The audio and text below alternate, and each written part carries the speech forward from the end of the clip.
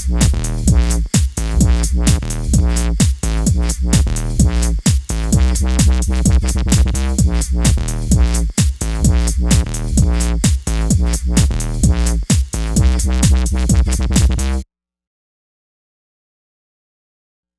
I hope you're good. So a couple of weeks ago I uploaded a video showing you how to do Daft Punk synth sounds on the original hardware.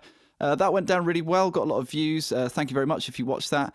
And a number of you asked if I could demonstrate Mr Oizo's Flat Beat, aka Flat Eric song, because that was done on an MS-20, so that's what we're going to do. So when I listened again to this track, having not listened to it in a few years, I thought, oh, that's a pretty simple sound. It's to do with modulation of the filter cutoff with an LFO and playing with the frequency and the shape. But when I got into it, on the MS-20, I remembered that the MS-20 LFO, one, isn't clockable, which isn't so much of a problem because it's kind of a loose performing with the frequency. But more crucially, it isn't re-triggered by note on. So what that means is, on other synths, when you hit a key, the LFO is triggered. Let go of the key. When you press another key, the LFO starts again. And the problem on the MS-20 is when you're trying to do very specific LFO modulation of the filter cutoff, particularly on a sawtooth wave, if you don't hit it absolutely bang on the start of the waveform, you don't get the right kind of modulation. You just miss it if you're slightly early, slightly too late. And it's a bit of a lottery because it's just a free-running LFO as to whether you get what you're after. So it's given me the suspicion that the sound might have been sampled and then edited together afterwards into a loop. Maybe not, but I think it possibly was. Okay, so I've reset the parameters on the synth, so we've just got a vanilla sound. And then we're going to set up how we want it. So we're going to lose VCO2. We just want one VCO for this. We're going to set it to a square wave. And then we've got control of the pulse width here. The point where you can't hear it. And we want it at the bottom. That classic fat pulse width square wave. And we've got it set at 32 feet, the lowest setting. So let's move on to the filters.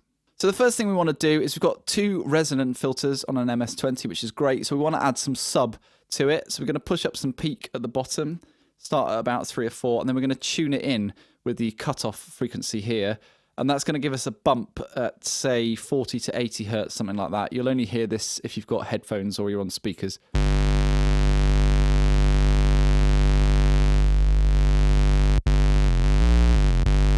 So if you're on the right kind of listening device, you'll be able to hear that push at the bottom end that just makes it even fatter.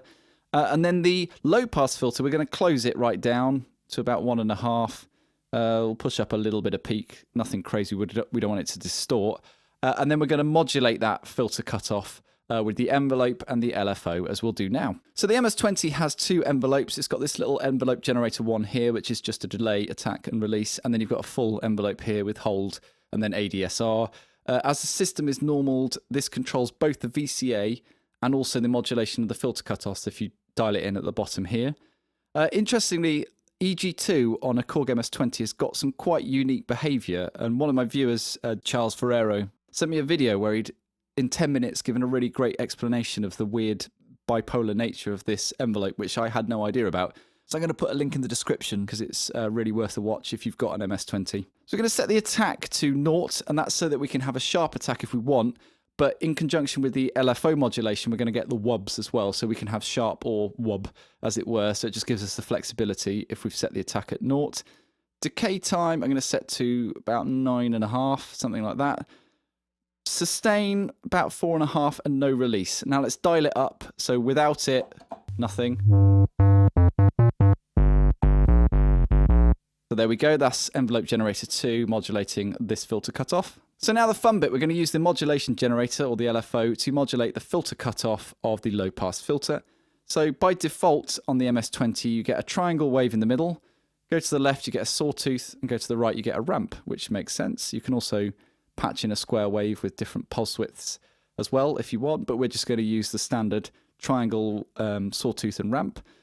So you dial it in here, MG. So let's listen to a sawtooth modulating the cutoff. You can hear that's quite a sharp sound. And at the other end, we get more of a wub sound. And it's starting to sound in the right kind of area. So So if you listen to the track, the first part of the riff is more of a triangle ramp kind of modulation. Set the frequency here, that kind of thing.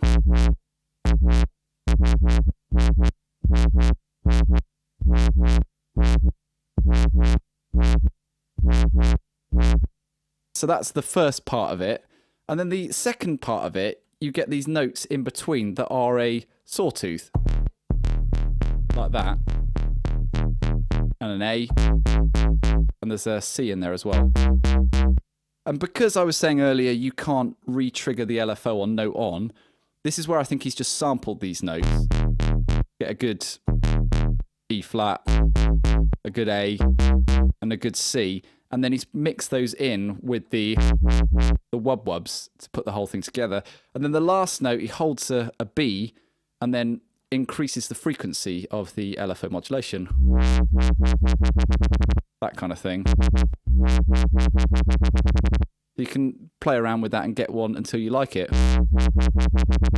And it's actually basically as simple as that. So I'm going to put down those individual parts, the Wub-Wub parts, the sawtooth kind of dong sounds, whatever you call them, and then edit them together in a loop and see how close we get it.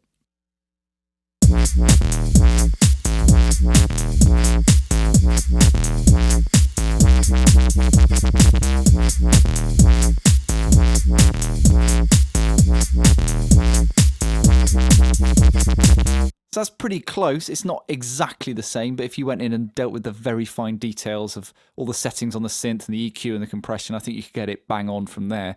But the whole point of this video is what is the principle for setting up that kind of sound, which you can do on an MS-20, of course, or you can do it in a VST or another synth, which might even be easier than an MS-20. So I hope this was useful. Thank you very much for watching, and I'll catch you on the next one. Cheers.